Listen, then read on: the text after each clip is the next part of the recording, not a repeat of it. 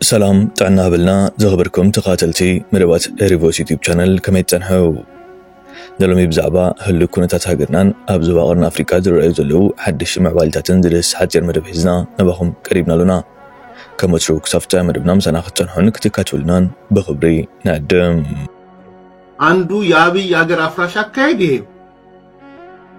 ይሄ ያረጀ አፈጀ ነገር ይዞ መጥቶ አሰብ ምናምን በሚል እንግዲህ ካርዶቹን ጥሎ ጨረሳቸው። ከትላንት ወዲያ ከቴዲ ጋር ስናወራ ነበር። ቴዲሪዮ ሰምታችኋል። ያብይ የቀረው ካርድ አለ ወይ የሚለውን ነገር አንስተን ሁሉንም ካርድ ጣለ። አሁን የመጨረሻ ሲመጣ ለካ ቺያሰብ ወደብና ባነሳት የሆኑ ሰዎችን ነቃ አደርጋለሁ። ይሄ ነው አመለካከቱ። ይሄ በጣም ሲሪየስ ነው። ዋንስ የሄደ ያለቀ ጉዳይ ነው። ይሄ ጉዳይ ለከተመ ጉዳይ ነው። በጦርነት ልትመልክ ከዚህ በኋላ ኢትዮጵያ ከኤርትራም ጋር መዋጋት የለባትም፣ ከማንም ጋር መዋጋት የለባትም። ማንም ጦርነትን መደገፍ የለበትም። በዚህ አጋጣሚ የትኛውም አይነት ጦርነት የእርስ በርሱ ወደ ውጭም ያለ ጦርነት በተለይ ለወደብ ለምናምን ተብሎ የሚባል ጦርነት እዛው በጸበለ ነው መባል ያለበት። እዛው በጸበለ ኢትዮጵያውያን በዚህ ጉዳይ ላይ እንዳትታለሉ። ኤርትራ ህዝብ ነው የሚበልጥባችሁ። ነገ ከነገ ወዲያ ኢኮኖሚ ውደቱ በመጣ ቁጥር ምንም ችግር የለውም። ኢኮኖሚክ ውደት ነው ባይዘው ያሰቡደ ምን ያመጣል? አሁን የጄኔሬሽን ማሰብም አቁሟል። አሁን አሰብ ምናምን ብትለው እንደ ድሮ ፓርቲ ሲቋቋም አሰብን አስመልሳለሁ ምናምን በሚል ነገር ያንገቴ ላይ ካራ ይባላል ባንገቷ ተቆርጦ ምናምን የሚባለው ዘፈን አሁን ታሪክ ሆኗል። በቃ በግልጽ ልንገራችሁ ታሪክ ሆኗል። ይሄ ጄኔሬሽን ወደ ጦርነት መግባት አይፈልግም። ዶባት ኤርትራን ኢትዮጵያን ይታዓጾ ስሙይ ኢትዮጵያዊ አክቲቪስት ኤርሚያስ መንግስቲ ኢትዮጵያ ከመንግስቲ ፍቃድ ክሳብ ዝህብ ኣብ ዝኾነ አንፈት ዝርከብ ዶብ ኤርትራን ኢትዮጵያን ከም ዝተዓጽወ ብወግዑ ክሕበር ኣለዎ። በቀደህር ደጊም ዶብ ኤርትራን ኢትዮጵያን ተዓጽዮም ኣለው። ኣብዚ ዝተዓጽውሉ ህሞት ቢደዋኒንኩም ብለይቲ ኾነ ብቐትሪ ኣብዚ ዝተጠቕሰ ከባቢታት እትንቀሳቐሱ ሰባት ንስዕብ ውሳኔ ሓላፍነት ትወስዱ ባዕልኻትኩም ኢኹም። መንግስቲ ኢትዮጵያ ከም መንግስቲ ሕጊ ናይ ምኽባር ስጉምቲ ክወስድ እዩ። እዚ ክኸውን ከሎ ምስ ዘሎ ቴክኖሎጂያዊ ፍርያት ዘለና ሓይልን ብፍላይ ኣብቶም ንጥፈታት ኮንትሮባንድ ዝካየደሎም ከባቢታት ማለት ኣብቶም ፍርያት ወርቂ ሓፂንን ጣፍን ካልእን ዝካየደሎም ከባቢታት ብስም ህዝቢ ጽምዶ እንዳተባሃለ ዝካየድ ዘሎ ንጥፈታት ክእገድ ጥራይ ዘለዎ ኢሉ ህዝቢ ምስ ህዝቢ ዘካይዶ ዘሎ ርክባት ተግባራዊ ዝኸውን ፌደራል መንግስቲ ዝፈቅድ ጥራይ ኢሉ ምክንያቱ ጉዳይ ዶብ ሓላፍነት ማእከላዊ መንግስቲ ስለ ዝኾነ ድሕሪ እዚ እንተደልዮም ከበሮ እንዳሃረሙ ይምፅኡ ሽዑ ስጉምቲ ክውሰድ እዩ። ዝኾነ ይኹን ኢትዮጵያዊ ብዘይ ፍቃድ ማእከላዊ መንግስቲ ወይ መንግስቲ ኢትዮጵያ ናብ ኤርትራ ክኸይድ ኮነ ዝኾነ ኤርትራዊ ካብ ፍቃድ መንግስቲ ኢትዮጵያ ወፃኢ ናብ ኢትዮጵያ ክመጽእ ኣይፍቀድን እዩ። ካብዚ ወፃኢ ኣኼባታት ምክያድ ጽምዶ ምባል ጓይላ ከብሮ ዝበሃል ነገር ኣይፍቀድን እዩ። መካይን ሒዝካ ምእታውን ምውፃእን ኣይፍቀድን። ስጉምቲ ክንወስድ ኢና ክብል እዩ መጠንቀቕታ ክልእኽ ተሰሚዑ ዘሎ። ነዚ ሓሳብ ካብ ዘቕረባ ገለ ማዕከናት ዜና ኣብ ዝሃብዎ ምላሽ ኤርሚያስ ተላኣኺ ናይ መንግስቲ ብልጽግና ወይ ዝኽፈሉ ውልቀ ሰብ ክሳብ ዝኾነ እቲ ዘቕረቡ ሓሳብ ናቱ ይኮነን። እንታይ ዳ በል ተባሂሉ ብኣብይ ኣሕመድ ዘቐረበሉ ክሳብ ዝኾነ ዋናን ውሳኔን ናይዚ ሓሳብ ኣብይ ኣሕመድ ባዕሉ ይብል ኣለዋ። እዚ ከዓ ግዜ ዝፅበ ሰራም ሓሳቦም እዩ ብምባል ይውስኻ። ከም ዝፍለጥ ጽምዶ ዝብል ምንቅስቓስ ካብ ዝጅምር ብፍላይ ከዓ ኣብ ስነ ጥበባዊ ኣወልትዒት ትዳሎ ፕሮዝ ድሮ መበል 18 ክፋል በፂሓ ትርከብ። ኣብዚ 18 ክፋላት እውን ዳርጋ ናብ ኩሉ አንፈታት ኤርትራ ብፍላይ ከዓ ኣብቲ ኣብ ዶባት ኤርትራን ኢትዮጵያን ዘዳውብ ከባቢታት ዝርከብ ህዝቢ ክልቴን ሃገራት ኣተኪራ ብዘካየደቶ ህዝቢ ምስ ህዝቢ ናይ ምርኻብ ሕማም ከምቲ ኩሉ ደላይ ሰላም ዝተዓዘቦ ኣዝዩ ውፅኢታዊ ነይሩ። ምክንያቱ እቲ ብኩሉ አንፈት ዶብ ኤርትራን ኢትዮጵያን ዝርከብ ክልቲኡ ህዝብታት ኣብ ዝሓለፈ ናይ ግጭት ዓመታት ከቢድ ናይ ህይወት ዋጋ ከፊሉ ከያኽሎ እቲ ዝተረፈ ካብ ቤት ንብረቱ ተመዛቢሉ ገሊኡ ናብ ማእከል ዓዲ ገሊኡ ናብ ጉራብቲ ሃገራት ተሰዲዱ ይጸኒሑ። ደጊሙ ብምክንያት ሽርሒ ባዕዳውያን ሓይልታትን ናይ ውሽጢ ዓዲ ዘይብሱላት መራሕትን ተኣሳሲሩ አንጠጢዩ ጸንሐ ዳግማይ ናይ ኩናት ደበና ብሳላ ውሕሉል ጥበብ ምኩራት ፖለቲከኛታት ኤርትራን ትግራይን ብሳላቲ ብስም ጽምዶ ኣብ ሓደ ዳስ ዝዓሰለ ህዝብታት ዓፋር፣ ትግራይ፣ ኣምሓራ፣ ሱዳን፣ ኤርትራን ተኽእሎታት ኩናት ብማዕዶ ፈሺሉ ጥራይ ዘይኮነስ ኣብ ከባቢ ዶብ ሓደስቲ ኣባይቲ ትምህርቲ ድሕሪ ዓመታት ናይ ማእዲ ፍልጠት ስራሕን ጀሚረን ሓረስቶት ዳርጋ ንፈለማ እዋን ክበሃል ብዝከኣል ድሕሪ ነዊሕ ዓመታት ሕርሻዊ ንጥፈታት ኣብ ከባቢ ዶባት ከካይዱ ጀሚሮም። ሓባራዊ ዕደጋ ብክልቲኡ ህዝብታት ይካየድ ኣሎ።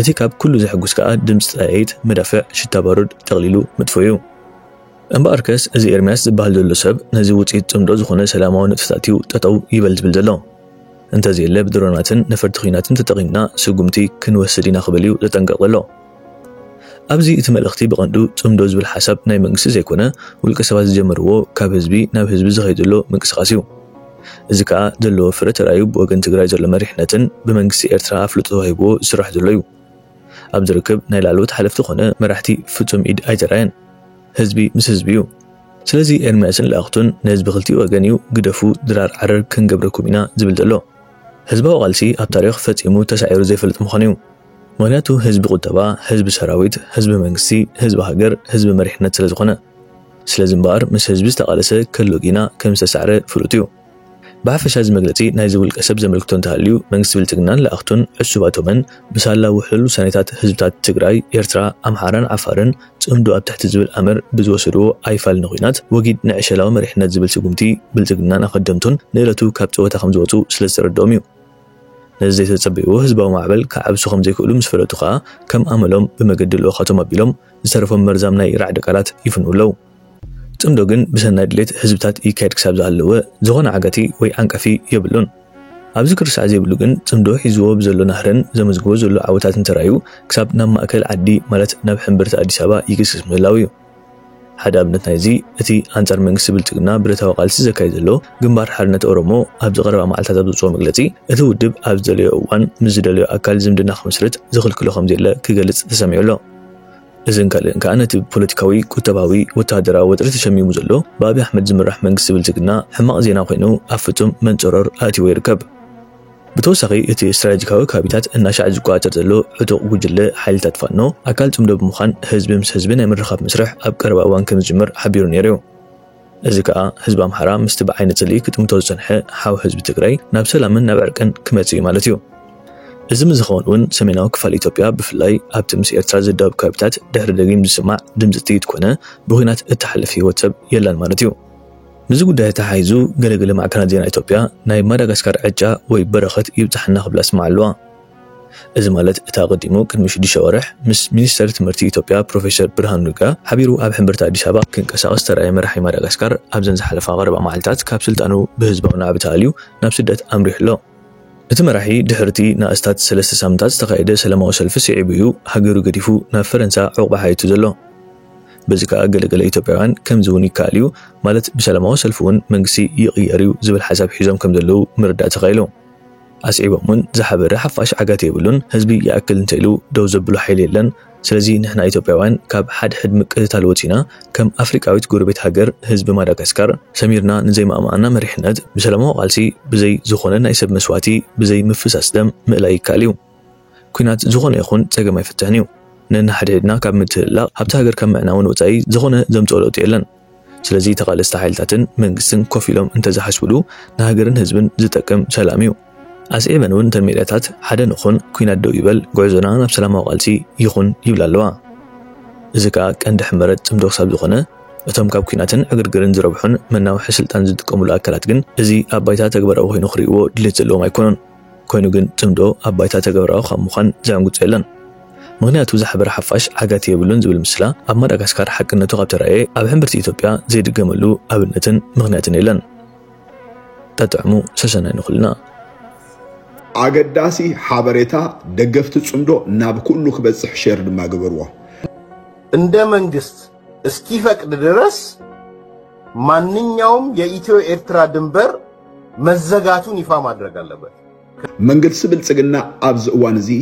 አሞንጎ ትግራይን ኤርትራን ዘሎ ዶባት ብድሮን ከጠቀም ዝደሊ ዝተፈላለ ምንጭታት ይሕብሩለው እዛ ቪዲዮ ዚያን ራያ ከዚህ በኋላ ድንበሮቹ የኢትዮ ኤርትራ ድንበሮች ተዘግተዋል በዛ በተዘጋበት ሁኔታ የምትንቀሳቀሱ አካላት ኃላፊነት ተወስዳላችሁ በሌሊትም በቀንም ህግ የማስከበር ስራ እንሰራለን እርምጃ እንወስዳለን አሁን ቴክኖሎጂውን ስላለ ያየር ኃይሉን ስላለ በዋና በተለይ ኮንትሮባንድ የሚካሄድበት የወርቅ የብረት የጤፍ የምናምን የሚካሄድበት በህዝብ ስም ጽምዶ የተባለ የሚካሄደው ነገር ማገድ ነው አግጃለሁ ማለት ህዝብና ህዝብ የፌደራል መንግስቱ ሲፈቅድ ብቻ ነው የድንበር ጉዳይ የፌደራል መንግስቱ ስልጣንና ኃላፊነት ከዛ በኋላ ይምጡ እየደለቁ ከበሮ እየደለቁ ምን ይያሉ ይምጡ እየደለቁ ያኔ እርምጃ ይወሰዳል። የትኛውም ኢትዮጵያዊ ከፌደራል መንግስቱ ፍቃድ ውጪ ወደ ኤርትራ መሄድ አይችልም። የትኛውም ኤርትራዊ ከኢትዮጵያ ፌደራል መንግስት ፍቃድ ውጪ ወደ ኢትዮጵያ መግባት አይችልም። ስብሰባ ማድረግ፣ መጨፈር፣ ጽምዶ ማለት፣ ከበሮ መምታት አይፈቀድም። መኪና ይዞ መግባት መውጣት አይፈቀድም። እርምጃ እንወስዳለን። እምባር ከም ዝሰማዕኩም ሞዩ እዚ ኤርሚያስ ለገሰ ወይ ከዓ ኤርሚያስ ዋቅጅራ ዝበሃል ጋዜጠኛ ናይ ኢትዮ 360 ነበር። ኣብዚ እዋን እዚ ካብ ውሽጢ መንግስቲ ዝተሃቦ ንኻልኦት ከምኡ ዝኣመሰሉ ሚድያታት እውን ከጋውሕዎ ዝውዓሉ ጉዳይ እዩ። እዚ ጉዳይ እዚ ድማ ኣብ ሞንጎ ትግራይን ኣብ ሞንጎ ኤርትራን ዘሎ ርክብ ደው ክብል እቲ ዶብቲ ክዕጾ ምክንያቱ እቲ ዶብቲ ናይ ኢኮኖሚን ናይ ዝተፈላለዩ ፖለቲካዊ ዝኾነ ነገራትን መዛወር ይኸውናሉ። ኣፍ ደገ ተኸፊቱ ንመንግስቲ ኢትዮጵያ ሓደጋ ዝኸውን ርክብ ይግበራሉ። ስለዚ ነዚ ርክብ እዚ ንምቁፃይ ወይ ከዓ ንምዕፃው ትግራይን ኤርትራን እንደገና ንኸይራኸባ ንምግባር ኣብ ተኸባቢ እቲ ንዝርከብ ዶባት ብምልኡ ብድሮን ከሃርም እየ ዝብል ዘሎ። እዚ ናይ ክልቲኡ ሓይልታት ማለት ናይ ትግራይን ናይ ኤርትራን ሓይልታት ነዚ ነገር እዚ ይከታተልዎ ወይ ከዓ ነዚ ነገር እውን ይዕሪዎ እዮም ኢለ ይሓስበ። ነገር ግን ኣብዚ እዋን እዚ መንግስቲ ብልጽግና በትናቶም ተደገፍቲ ዝኾኑ ሚድያታት ዝሕብሮ ዘሎ እዚ እዩ። ልክዕ ከም ምንታይ እስኪ ቅድሚ ሕጂ ኣብ እዋን ኩናት ትግራይ በቶም ናቱ ደገፍቲ ሚድያታት መጀመሪያ ተጋሩ በተጋሩ መንነቶም ጥራይ ክእሰሩ ይኽእሉ ኸውን እዩ መንግስቲ እንድሕር ሓደጋ ኣለኒ ኢሉ ተባሂሉ ተዘሪብ እዩ ብድሕሪኡ ተጋሩ ክእሰሩ ተጀሚሩ ዝነበረ ማለት። ስለዚህ ነዚ ኣናብ ኩሉ ኣብ ጽሕዋ ክብለኩም ደሊ ብሩኽ መዓልቲ